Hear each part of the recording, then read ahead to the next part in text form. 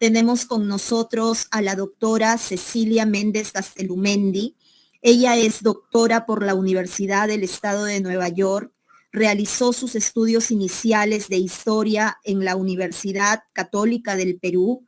Ha publicado distintos libros, de acuerdo, entre los que ya nos está hablando José Carlos, entre ellos Incas sí, Indios no, apuntes para el estudio de un nacionalismo criollo en el Perú, La República Plebeya, que vamos a leer juntos, ¿de acuerdo? El poder del nombre o la construcción de identidades étnicas y nacionales, y definitivamente es una persona muy apasionada y le agradecemos infinitamente el hecho de que hoy pueda estar con nosotros.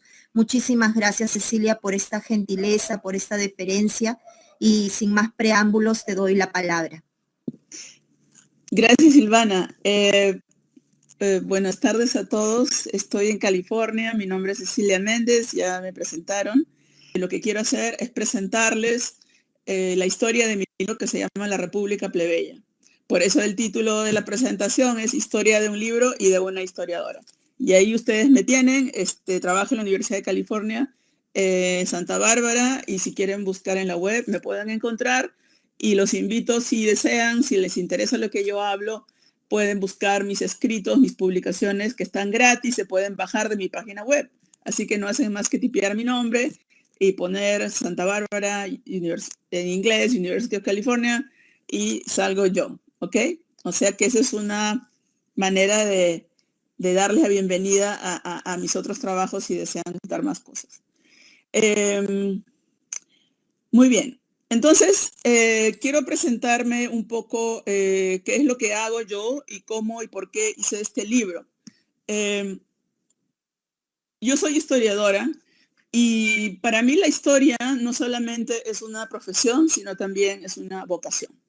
Y como yo sé que hay algunos de ustedes que tienen 17 años, 16, 17 años y van a, probablemente están en camino a preguntarse qué cosa van a hacer en su vida, si van a estudiar en la universidad o no, qué cosa quieren hacer. Quería explicar cuál es la diferencia para mí entre la profesión y la vocación.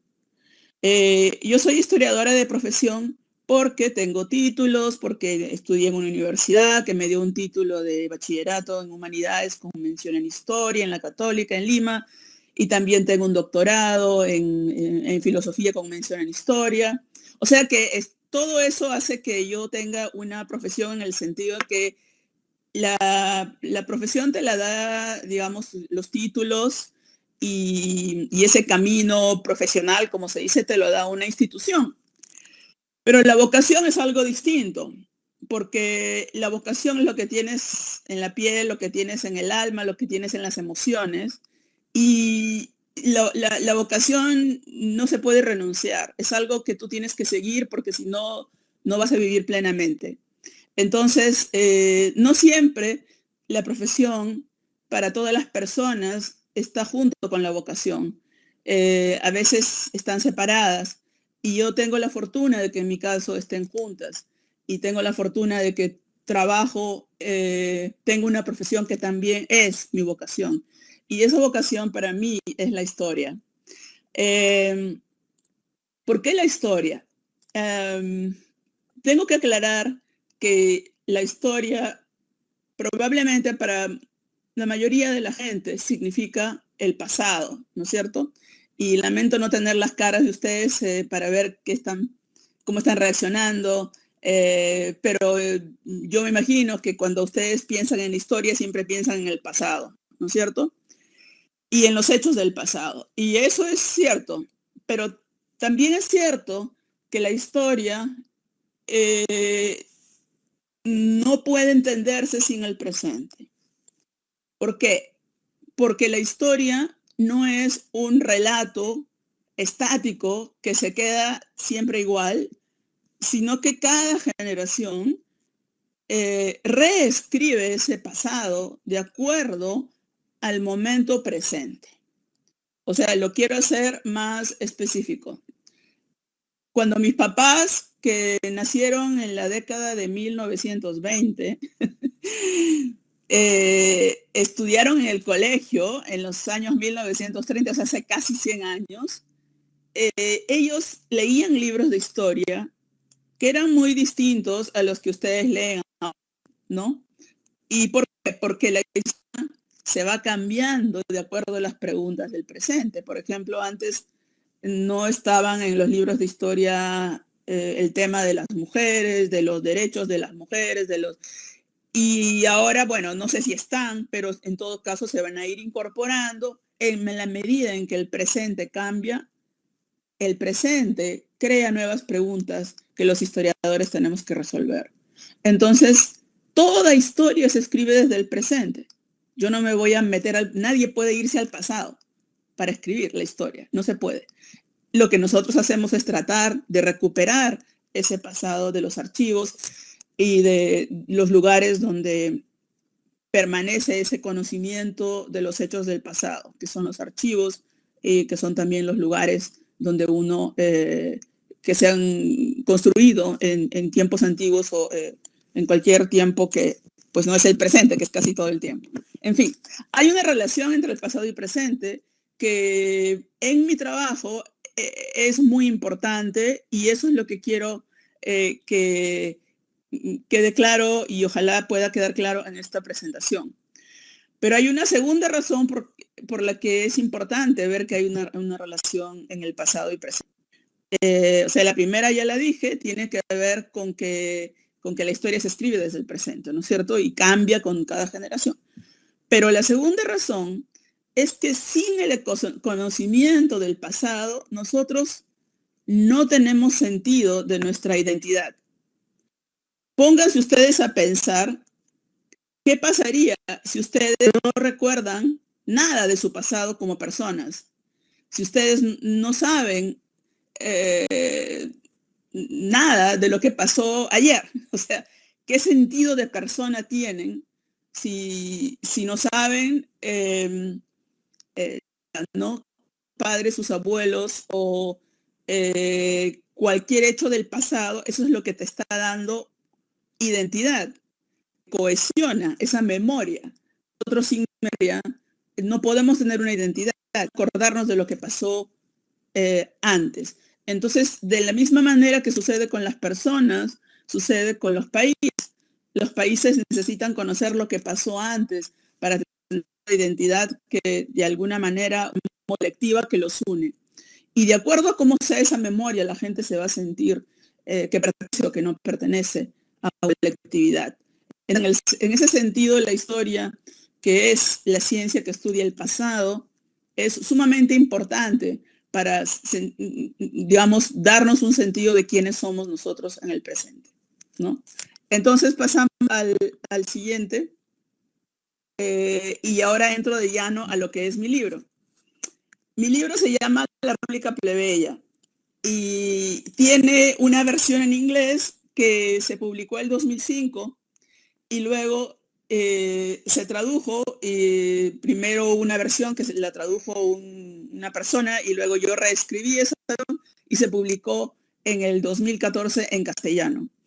Entonces el título es La República Plebeya y el subtítulo es Huanta y la formación del Estado peruano.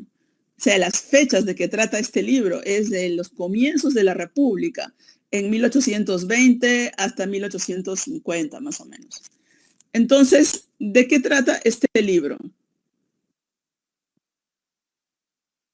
Este libro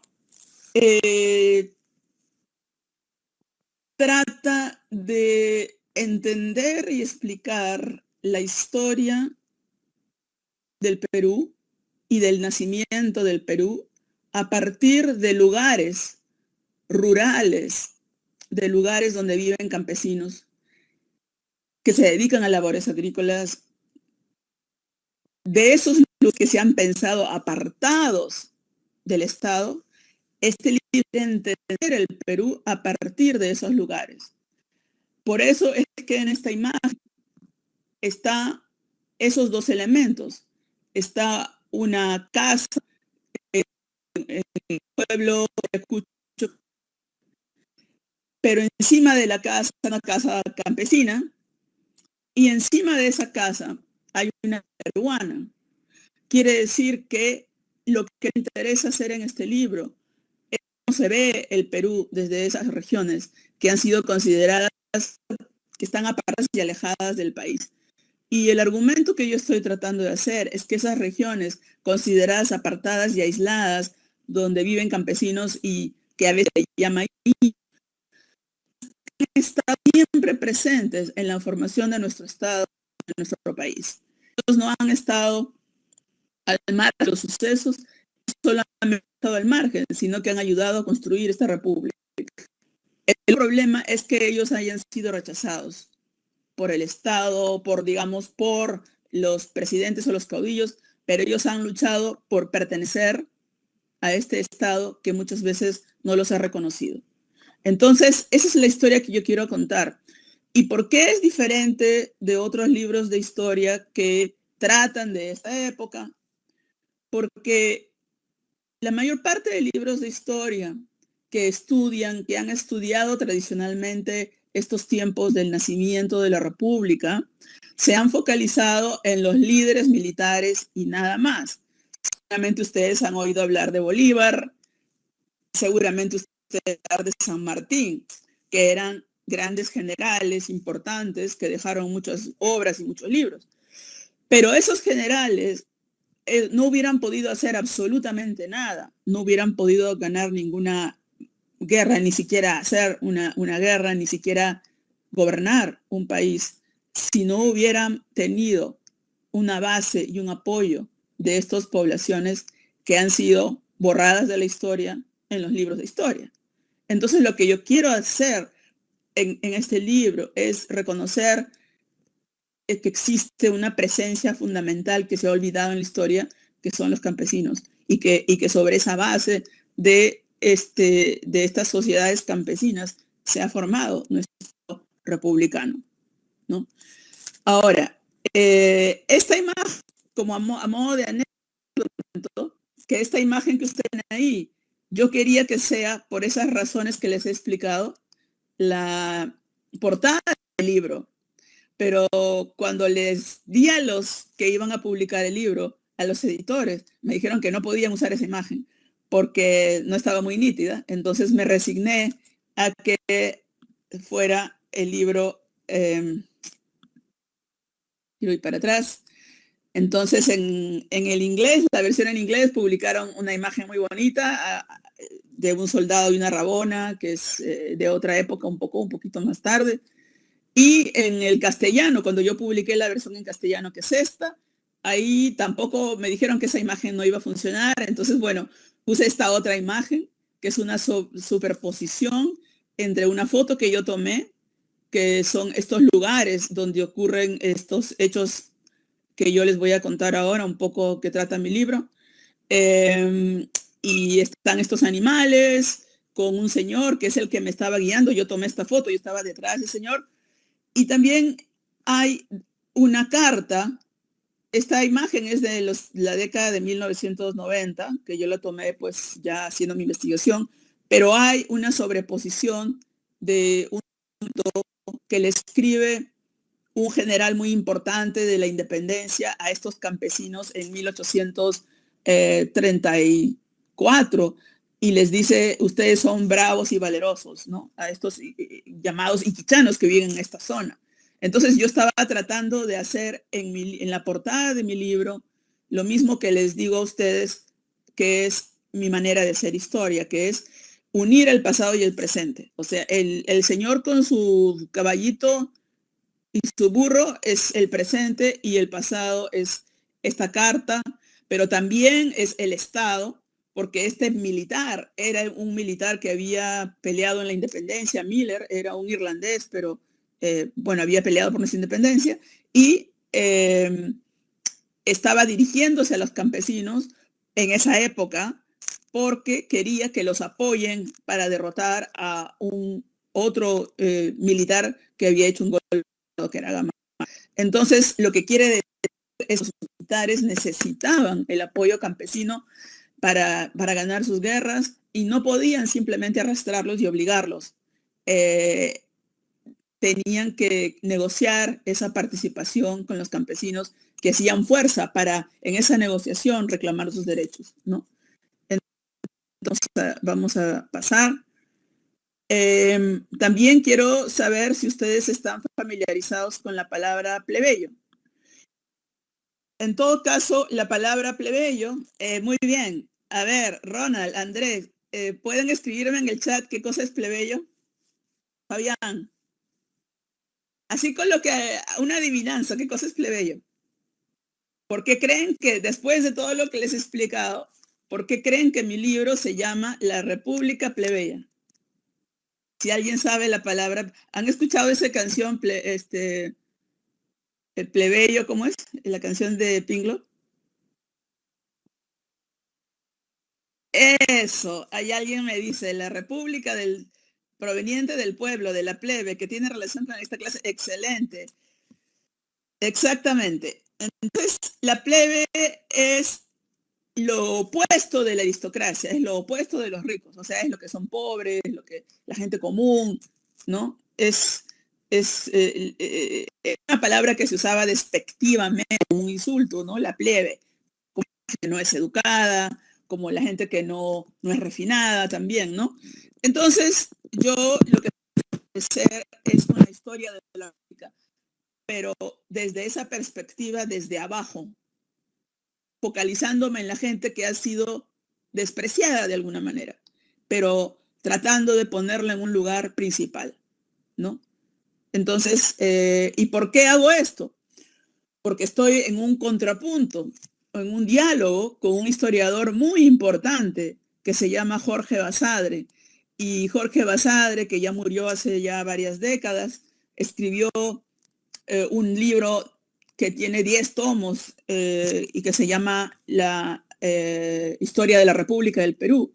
Y en ese libro tiene una parte donde habla de la República Aristocrática.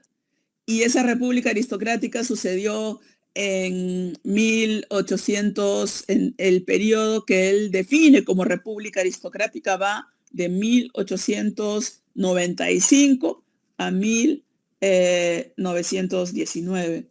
Es una época en que él dice que las características culturales y la aspiración de la sociedad era parecerse a la aristocracia, era gente muy, muy refinada. Y yo lo que digo es que antes que existiera una república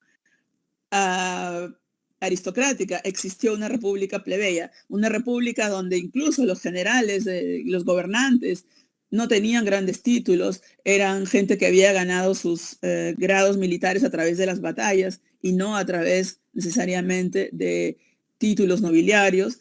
Y es también mi afán de llamar a esta época república plebeya, es que cuando se declara la independencia del Perú, la gente que estaba tratando de encontrar soldados para que apoyen la independencia, las puertas de todos, porque necesitaba soldados. A veces cuando estos soldados eran humildes se podían convertir en oficiales y generales, llegar a ser generales mucho. Entonces no necesitaban tener presa ni nada y podían autores indígenas, por ejemplo, negros, que no tuvieron la posibilidad de tener poder político en la época colonial de los españoles, tuvieron poder político en la República y por eso también le llamo República Plebeya. Muy bien, entonces vamos a ir al siguiente slide, que es muy rápido, solamente para decir que esta historia que yo les he contado en grandes términos, yo la estudio desde un lugar muy focalizado y ese lugar es el departamento de Yacuy, la provincia de Huanta. Esta es la provincia de Huanta. Ahora, yo les digo, ¿ustedes reconocen este mapa del Perú?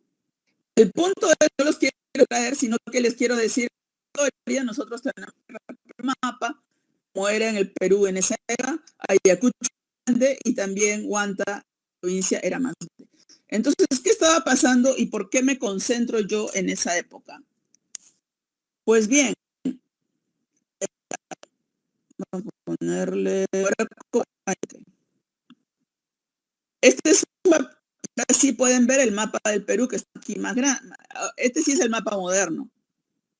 Eso es para que ustedes se ubiquen en que estoy viendo. Esto es Lima y los hechos de estudio suceden aquí en la provincia de Huanta, que no está muy lejos de Lima, en realidad, sí, pero si es cerca en avión, se puede ir a Ayacucho, que es la capital de Ayacucho, bueno, a la Rusia, se llega en 35, 40 minutos en avión, pero si vas por tierra, andan días, ¿no? No se podía ir porque hay una cordillera enorme que es complicado para movilizarse cuando no había carreteras. Entonces voy a ir pasando. ¿Por qué yo quería estudiar esta rebelión, estos hechos?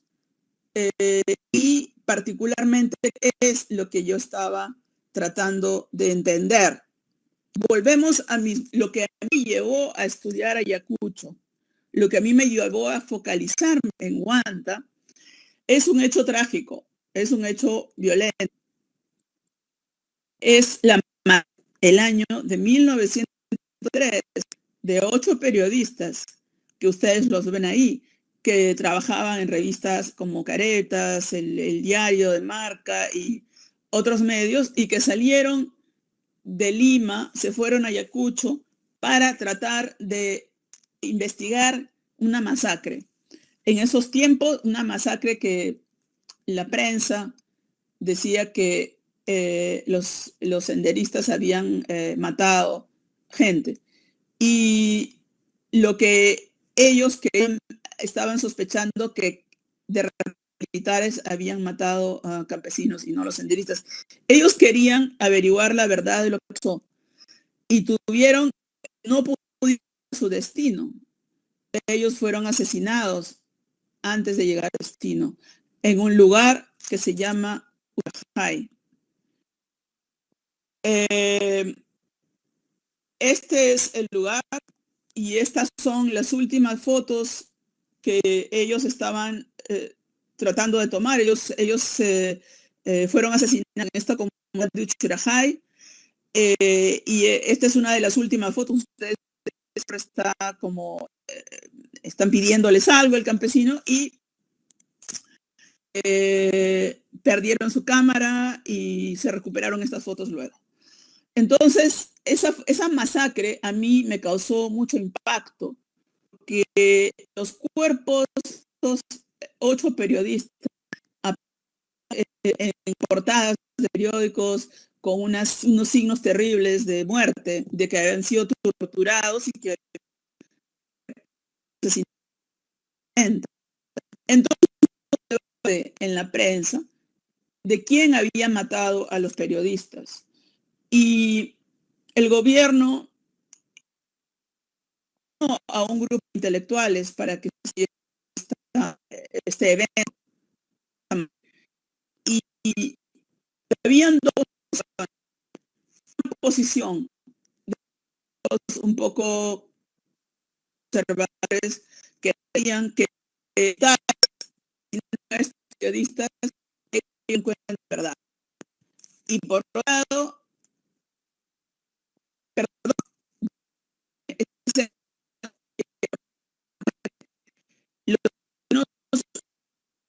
a los periodistas y que eran los que habían en comunidad. Un poco es la que habían matado a los periodistas. No podía iniciar pues confundieron con senderistas y porque ellos estaban en una etapa de aislamiento tal que no podían saber la diferencia entre una cámara fotográfica y un arma. Entonces los asesinaron por miedo, porque pensaron que eran de Sendero Luminoso y porque el Estado les dijo que asesinaran a todos los que vinieran, digamos que ellos podían matar a todos los que vinieran por tierra y respetar a los que vinieran por aire porque eran sus amigos y los de tierra sus enemigos. Entonces habían dos posiciones y esas dos posiciones ninguna a mí me convencía, porque por un lado la posición que les acabo de decir, que decía que los campesinos sí mataron a los militares, además porque ellos solo tienen la forma de reaccionar violenta porque viven a la defensiva, no me convencía y la otra posición de que los campesinos no eran capaces de matar a nadie no me convencía, porque ambas posiciones partían no de realidades sino de mitos. El mito del campesino salvaje y violento y arcaico y bruto, y el otro, el mito del campesino naïf, inocente, que no es capaz de ninguna violencia. Yo sentía que la verdad tenía que estar en el medio, y es por eso que me fui a hacer esa historia. ¿Qué tiene que ver con la historia que yo narro en el libro? Bueno, ahí está este nombre, los iquichanos. Cuando el gobierno crea una comisión para investigar estos hechos, nombra al novelista Vargas Llosa como el presidente de la comisión, el jefe de la comisión, pero hay un psicoanalista, hay un antropólogo, hay lingüistas, hay un escritor, pero no hay un policía que investigue en esta comisión. O sea, ¿por qué el gobierno, por qué no puso policías para que investiguen? ¿Por qué tenía que ser un psicólogo, un novelista, un periodista, ¿no? Y es porque pensaban, de hecho, el gobierno de Belaúnde pensaba que habían razones culturales, que estos ya estaban diciendo que estos tenían un pensamiento distinto, arcaico, y que mataron a estos campesinos. Y entonces, esta comisión, que se llama la Comisión Vargas Llosa, produjo un informe, es conocida como la Comisión Vargas Llosa, produjo un informe que se llama el Informe de Uchurajay, es conocido como el Informe de Uchurajay.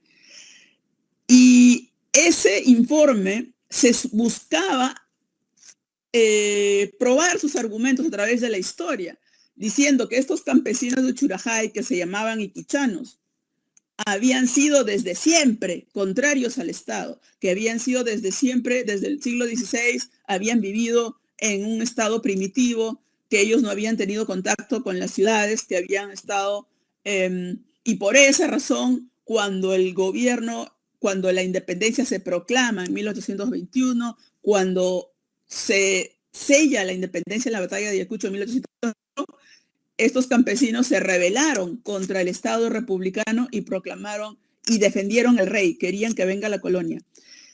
Esta historia de que los campesinos se rebelaron contra la república es cierta, pero eso no explica que ellos por esa razón han estado aislados y que la república fuera algo que ellos no entendieran. Cuando se rebelaron contra la república eran porque tenían sus razones y no porque estuvieran engañados por los españoles. Entonces aquí voy a la conclusión de esta parte, es que cuando yo decidí, yo el año 86, o sea, 3 años después de esta masacre, yo estaba muy joven y terminé mis estudios de bachillerato y me escucho a trabajar de profesora. Y ahí yo me dediqué a investigar quiénes eran los, y quería saber si era verdad, decía Vargas Llosa, lo que decía esa de que estos han estado tradición violenta, guerrera, que se opusieron a la república porque eran muy conservadores, etcétera, etcétera. Y entonces por eso escribí este libro, porque quise entender, me impactó una frase que yo encontré en un periódico de 1826, que decía que los campesinos que en 1826 estaban rebelándose contra la república que había proclamado San Martín y Bolívar, porque estaban rebelándose porque ellos habían sido engañados por los españoles y porque ellos no podían oponerse a la patria. Ellos amaban a la patria, pero ellos no se daban cuenta y habían sido engañados por los españoles. Entonces me pareció que esos argumentos que se habían hecho en 1826 eran igualitos. Mucha gente de la prensa decía que los habían sido engañados, en este caso de 1983, por militares, habían sido engañados y habían sido llevados a matar a los periodistas. Los militares se habían infiltrado y ellos no se habían dado cuenta que eran senderistas, eran senderistas. Entonces esta idea de que los campesinos son engañados y no tienen una claridad, una racionalidad por la que hacen las cosas, es lo que me impactó, que estaba en el pasado y en el presente, y decidí hacer un libro para entender la verdad. Entonces, ¿qué es lo que hice? Pues me fui a Ayacucho, como ustedes ven. Bueno, ya estaba que esta es una ciudad tomada por los militares en ese tiempo, porque estaba la guerra de Sendero Luminoso que se había rebelado contra el Estado peruano. Y yo les quería enseñar estas fotos porque esta es la casa donde yo vivía. Perdón, esta es la calle donde yo vivía en Ayacucho y esta es mi puerta. No sé si sigue porque yo, no sé si quieren que agrande la foto. Listo. Exactamente, los toman como si fueran salvajes. Ya, exactamente, como si fueran salvajes. O era el estereotipo del salvaje o el estereotipo del naif, del que está engañado siempre, ¿no? Bueno, entonces esta era mi casa y yo desde ahí me iba al archivo, etcétera. Ahora sí, y me fui a buscar quiénes eran los iquichanos. Yo me acuerdo que yo decía, ¿qué cosas son los iquichanos? ¿Es una comunidad? ¿Es un distrito? ¿Es un conjunto de comunidades? Yo no sabía qué eran. Entonces, a ver, ¿quiénes son estos iquichanos? ¿Qué cosa es una comunidad? En todo caso, ¿son ayus? ¿Qué cosas son? Porque no me daban claridad los estudios antropológicos. Entonces quería enseñarles unas fotos de mi viaje. Y ustedes ven que estos son las sierras de Ayacucho. Y si ustedes pueden ver este punto, les voy a poner un zoom. Ustedes pueden distinguir qué cosa es este punto ahí. ¿Pueden ver? ¿Qué cosa pueden ver ahí, aquí en este puntito que hay acá? Encima de la casa, aquí está ahí. Una cosa bien chiquita, ¿la pueden ver? Sí, encima del techo. Bueno, les cuento, es una vara. Es una, sí, parece un pájaro, es una bandera. Eso me llamaba la atención, porque nuevamente está el reclamo de que yo soy peruano en todas partes, ¿no? Ellos quieren ser reconocidos, ponen la bandera, porque es una manera de decir también, yo estoy apoyando al Estado y no me llamen senderista o no me llamen terrorista. O sea, ellos querían de alguna manera decir que ellos pertenecían a este Estado. Ya, a ver. Listo. Entonces seguimos con la siguiente. Esto es solamente son imágenes que yo quería mostrarles para que vean como paisaje donde sucedieron y qué difícil es sembrar en estas zonas. Estos no son tierras fáciles. Ustedes ven que los campesinos que viven acá tienen que sembrar en las laderas de los cerros y no llueve todo el año. Entonces, todo eso es muy importante de entender, porque si alguien va de Lima y quiere hacer una guerra, ellos no pueden hacer treparse esos cerros con caballos sin ayuda de los campesinos. ¿Y quién les va a dar de comer? ¿Y quién va a organizar los ejércitos? Entonces los militares están dependiendo completamente en un terreno como esto de los campesinos y de la gente que conoce y que sabe y que organiza todo lo que son las labores agrícolas, cómo comen, es a través de organización, que son las comunidades, los jefes. Entonces todo eso es muy importante cuando uno estudia historia. No importa solo el tiempo, sino el lugar, la geografía. Y ahora les voy a mostrar, estas son imágenes, este es el libro que yo leía, que era una monografía de la provincia de Huanta, pues también tomé la foto, todas las fotos las he tomado yo. Díganme alguien si pueden ver qué ven aquí en este símbolo. ¿Se puede ver qué hay ahí? Es una roca. ¿Y qué cosa han dibujado? Exactamente, es la hoz y el martillo. Entonces, aquí tenemos una imagen que sintetiza a las dos fuerzas que estaban en lucha en los años 80 y comienzos de los 90 en el Perú. Por un lado, el Partido Comunista del Perú, Sendero Luminoso, que así se llamaba Sendero, claro. Por otro lado, estaba Torre, donde estaban los campesinos que se les llamaba ronderos porque hacían rondas para cuidar que no viniera Sendero o de pronto también protegerse del ejército en algunas veces. Entonces, Sendero, como eran muy vivos, quería asustar a los ronderos que estaban acá en su ronda. Haciendo ronda quiere decir que se turnaban para cuidar, se ponían en estas torres y Sendero decía, nosotros estamos acá. Entonces querían asustarlos y esa fue una guerra muy terrible donde murió mucha gente. Todos esas, el viaje que yo hice a mí me inspiró y fue importante y necesario para entender el pasado, porque si yo no conocía la geografía, no podía entender a la gente. Y así fue que seguí viajando. Y como ustedes ven, también están las torres, que los campesinos, estas son fotos del años 1990 de mi investigación, donde estaban turnándose para hacer las rondas, y era una hacienda que se convirtió en comunidad campesina. Y tuve miedo, sí, tuve miedo bastante.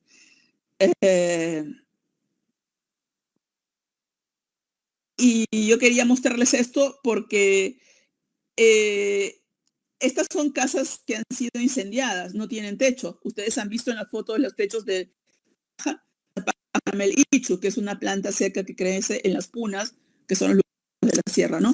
Entonces, cuando las casas no tienen techo, es que la gente lo ha abandonado porque han sido quemadas en la guerra. Entonces, estos son paisajes de guerra, paisajes que han sufrido mucho. La gente se ha ido ha migrado a las ciudades, a sitios donde puedan estar más protegidos, porque estaban en una guerra entre el Sendero Luminoso y, por otro lado, el ejército, que también cometió mucha violencia en tratar de responder a la violencia del Sendero Luminoso. Entonces, mucha gente desesperada se iba de sus pueblos.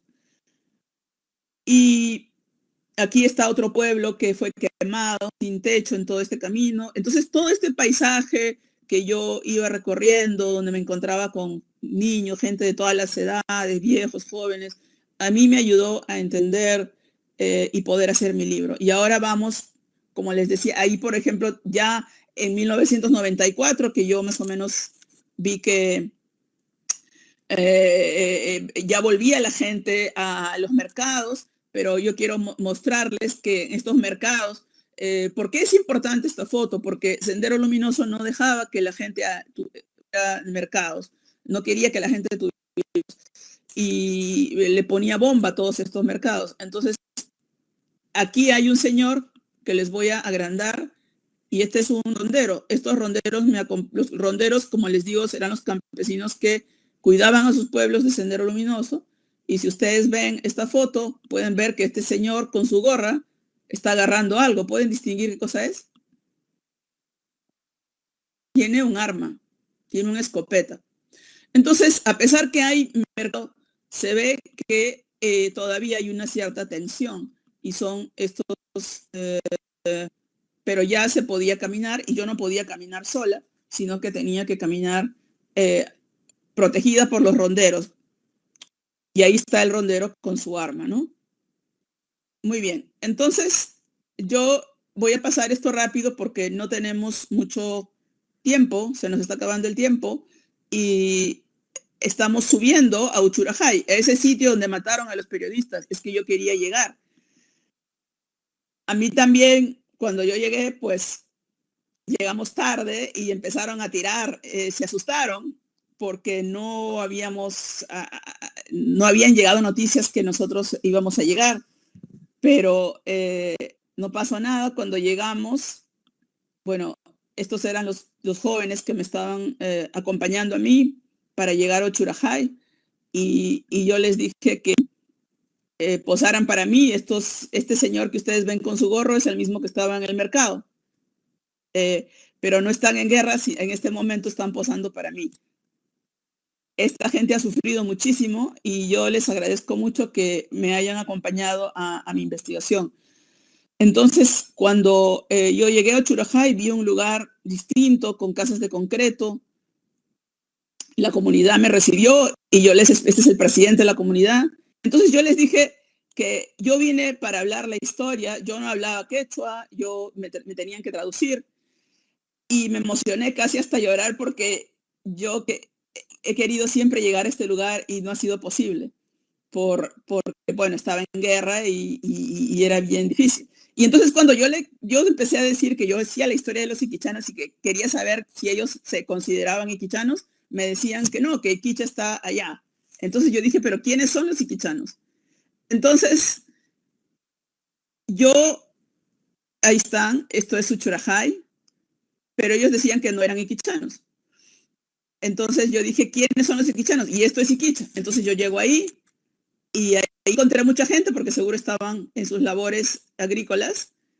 Y resulta ustedes van a ver, ahí está yo y esta está la iglesia, encontré la iglesia quemada, casi no encontré gente. Entonces resulta que estoy corriendo porque ya la hora nos gana. La conclusión a la que yo llego es que en términos del informe de Uchurajay, si tenían razón, quién tenía razón y qué pasaba. La verdad, lo cierto, es que después de varios años, los propios campesinos confiesan que ellos sí mataron a los periodistas, pero los mataron porque estaban realmente aterrados, estaban convencidos de que eran senderistas, o sea que el informe de Valparaíso tenía alguna razón en decir que se habían confundido, pero no tenía razón en decir que la razón por la que los mataron con esa violencia era porque siempre habían vivido en violencia, y explicaban por qué desde los chancas, desde los años, hace más de 500 años, siempre fueron violentos. No, es porque hacía poquito que Sendero Luminoso les había matado a gente en su comunidad. O sea que los campesinos ya estaban en una guerra fratricida entre unos y otros, defendiéndose de Sendero Luminoso. Entonces, sin embargo, cuando hay un episodio de violencia, la violencia ocurre todos los días, sobre todo como estaba hablando José Carlos Agüero, se mata gente. Y no se crean mitos cuando matan a la gente en la ciudad. Pero cuando campesinos matan, empiezan a ser catalogados como bárbaros. Cuando el soldado mata, cuando los militares matan, no dice que son bárbaros. Entonces el punto es que no es que no hubieran matado, sino que era una guerra fratricida que en esos momentos estaban matando. Y por otro lado, los campesinos dijeron que si bien ellos habían matado, y porque el gobierno mismo les decía que hagan eso es verdad, el gobierno les decía, pero no que fueron engañados por el gobierno, sino que ellos querían protegerse. Entonces, que se me ha ido ya, la causa no fue el temor, la causa fue que realmente estaban en guerra, como te digo, en las propias comunidades, y al alcalde habían matado gente en su propia comunidad, allí en Uchurajay. Entonces, es como que en Iquicha ellos pensaban que eran comunidades enfrentadas, ¿no? Entonces ellos pensaron que los periodistas realmente eran los senderistas. Y la manera como Sendero mataba a la gente era extremadamente violenta. O sea, un alcalde lo habían apedreado, lo habían ajusticiado públicamente. Entonces ellos pensaban realmente que la única manera de deshacerse era, sí, o sea, ya había habido una guerra. Pero ¿qué pasó? Después de esa muerte, de que ellos mataron a los periodistas, en Uchurajay el Sendero se dio cuenta y empezaron a atacarlos y fueron a asesinar, y a la larga mataron a 125 personas de Uchurajay. O sea, y todo el mundo recordaba la muerte de los periodistas, pero no recordaban la muerte de los 125 campesinos de Uchurajay que habían sido asesinados. Entonces, ellos también fueron víctimas. O sea, no hay solamente un grupo que comete la violencia y que es el perpetrador, sino que la gente que está matando es de la propia comunidad. Fueron unos víctimas de una violencia atroz de Sendero Luminoso en venganza, porque ellos se habían presentado como aliados del Estado y Sendero estaba en contra del Estado. Y esos 125 campesinos no se reconoció su muerte, nadie les hizo monumentos, nadie puso las noticias de sus muertes en el periódico. Solamente ponían, cuando un campesino asesinaba, era un violento, pero cuando eran asesinados no existían. Y eso es un poco lo que quiero decir con una historia del poder. Y por otro lado, esa la historia que yo quería, que no me ha dado el tiempo de contar bien, es este tema de los iquichanos, y que tiene que ver todo esto con raza, etnicidad y ciudadanía. Sí, bueno, el gobierno llega. El gobierno sí llega, pero llega de una manera que es violenta, ¿no? Que ellos lo sienten a veces como ellos están desprotegidos, y los militares se supone que están para proteger, pero a veces no protegen. Entonces es complicado. Pero les quería comentar algo sobre Iquicha. Entonces, hay una cosa muy importante que no he dicho en esta historia. Y es que una de las cosas sí la he dicho, pero quiero desarrollarla mejor.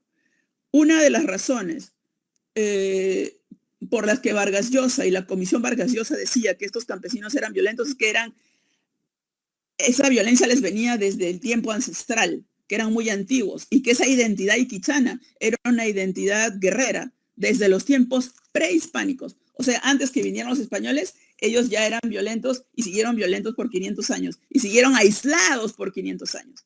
Y lo que descubro yo en mi investigación es que eso es falso. Ellos no estaban aislados. Ellos estaban en contacto permanente con las ciudades. Ellos abastecían de comida a Huanta. Ellos viajaban y comerciaban algodón. Ellos comerciaban coca.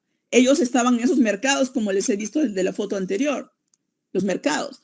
Entonces, ellos no estaban, a pesar que parezcan aislados, ellos no estaban aislados, estaban en contacto. Por eso es que no podían confundir una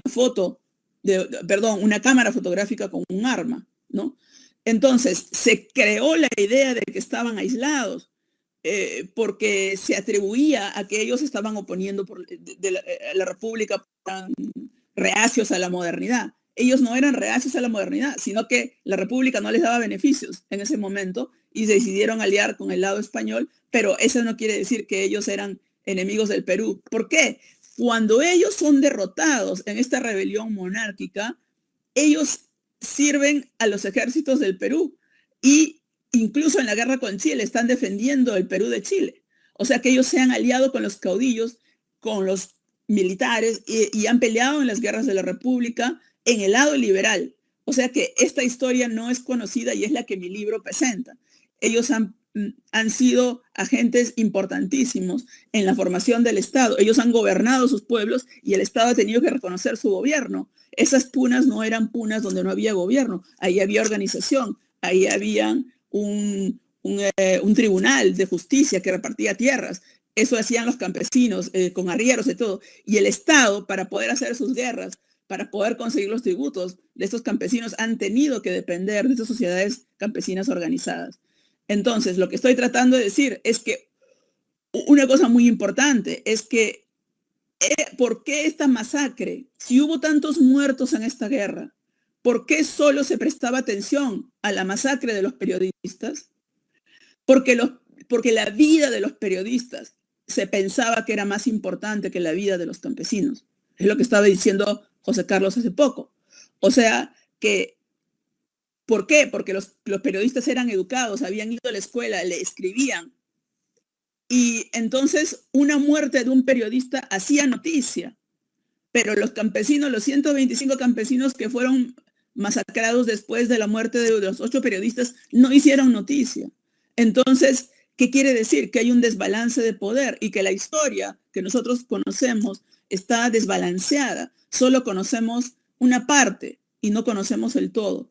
Entonces, no se podía usar, mi libro lo escribo para decir que no se puede usar una rebelión del pasado contra el Estado para argumentar que los campesinos estaban aislados toda la vida, porque ellos estaban reaccionando contra el presente, contra un presente, no contra el pasado.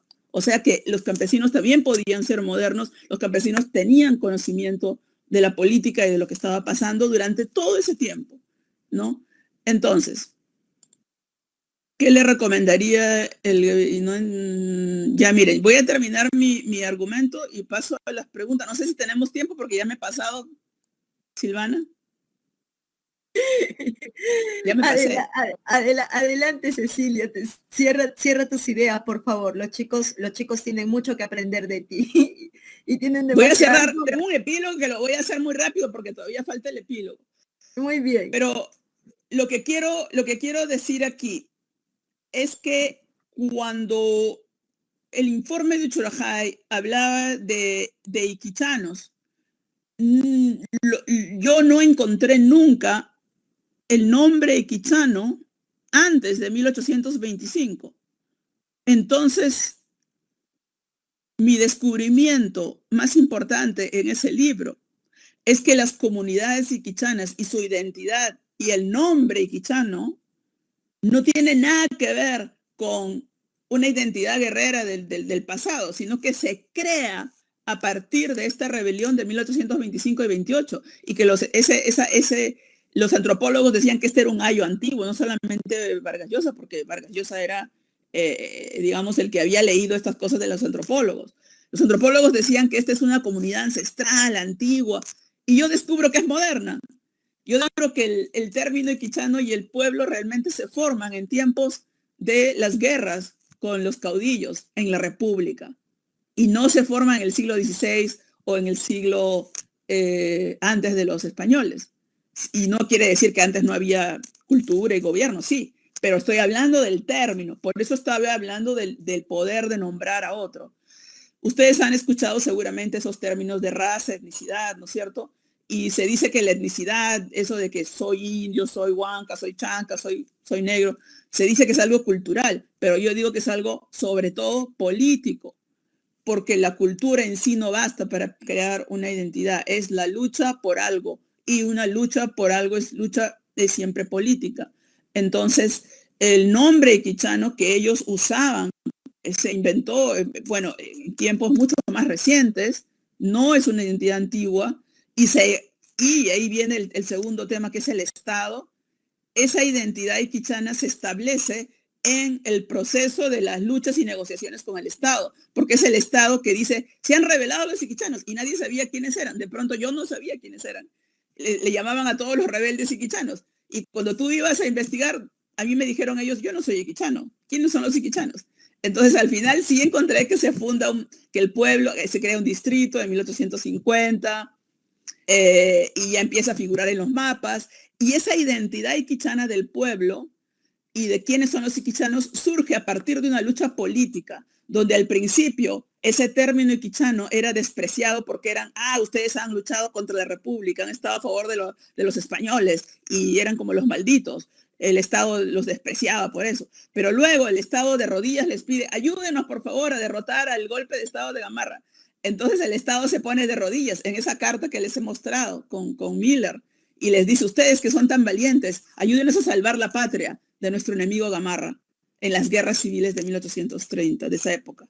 Entonces, por eso es que toda la historia de este nacimiento de esta república, de las luchas de caudillistas, tienen que ver con el poder del nombre, de cómo estos campesinos inicialmente rechazaron un nombre porque era un sinónimo de algo feo, de algo negativo, del apoyo a los españoles, y luego lo adoptan porque los presidentes les dicen, ustedes son bravos y valerosos y tienen que apoyarnos a destruir el golpe de Estado de Gamarra, ¿no? Entonces es una identidad cambiante, no es fija, no es antigua, es moderna, porque se cree en las luchas después de la independencia del Perú, ¿no? Y no se puede tener el prejuicio de decir que alguien, porque luchó del lado español, está equivocado. Primero hay que decir por qué lo hizo.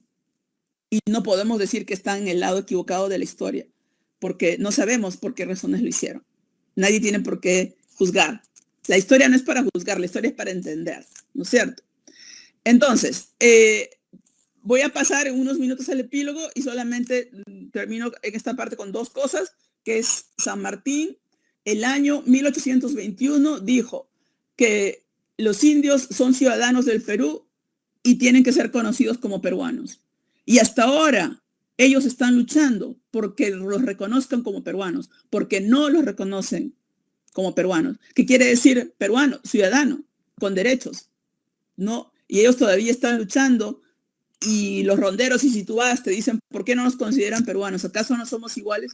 Entonces, últimamente se habla de que hay que respetar las diferencias, el derecho a ser diferente. Eso es cierto, eso es muy importante, pero a veces nos olvidamos que también hay que respetar el derecho de ser iguales. Si alguien no quiere llamarse indio, tú no le tienes por qué obligar, porque si esa persona quiere llamarse de otra manera y quiere decir yo soy peruano, pues está bien. ¿Por qué vas a obligar a la gente que se llame como tú quieres? Y por eso es que todo este tema de la etnicidad a veces se piensa que son identidades autoasumidas, pero a veces son maneras que tienen de nombrar a otros, y son identidades muy cambiantes. La gente más vulnerable necesita cambiar su manera de referirse a ellos mismos a veces por la necesidad. Si adoptan una fija, van a tener menos recursos de lo que necesitan, ¿no? Entonces hay un derecho, es tan importante como respetar las diferencias, es respetar el derecho a la gente a ser iguales. Ahora me dan varias preguntas aquí, nosotros en comunicación, campesinos, este punto en contra.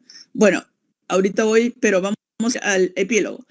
¿Cuál es el epílogo? Es que yo el año 2014 publiqué mi libro y quería que mi libro sea conocido en esas punas que me dieron tanto a mí, que tanto conocimiento, porque yo cuando iba ahí yo contaba anécdotas y ellos también me contaban cosas, y las historias que yo les contaba, luego los profesores de colegio las han contado a sus alumnos como historia antigua, y en realidad eran cosas que aprendieron de mí en el viaje.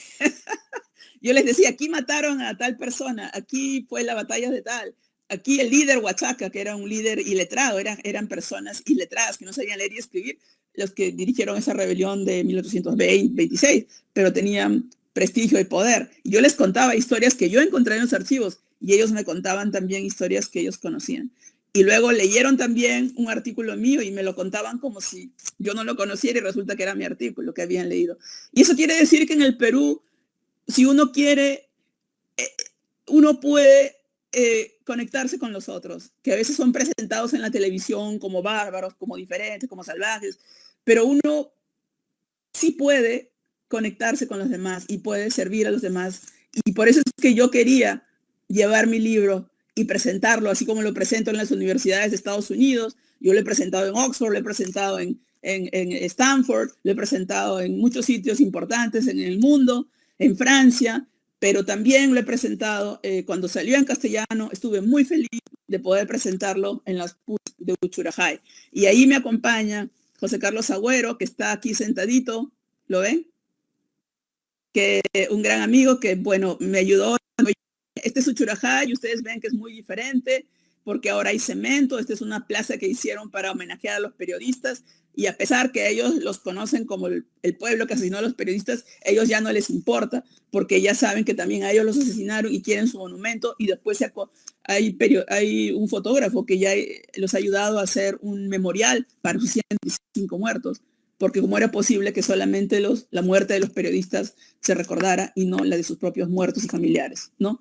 Entonces, en esta mesa yo regresé a presentar mi libro, fueron estudiantes, o sea que esta gente dejó de trabajar sus chakras para ir a escucharme, y como ven, hay mujeres, hay hombres grandes, también había niños, y me hizo muy feliz. Bueno, este es desgraciadamente el sitio de la masacre, pero ellos están, igual que sucede en Alemania con la violencia terrible, que hay museos del genocidio de los nazis, hay lugares donde ha habido mucha violencia, se aprende la historia. Ellos también quieren hacer su museo, han hecho un museo en el local de la municipalidad, y ahí están leyendo mi libro.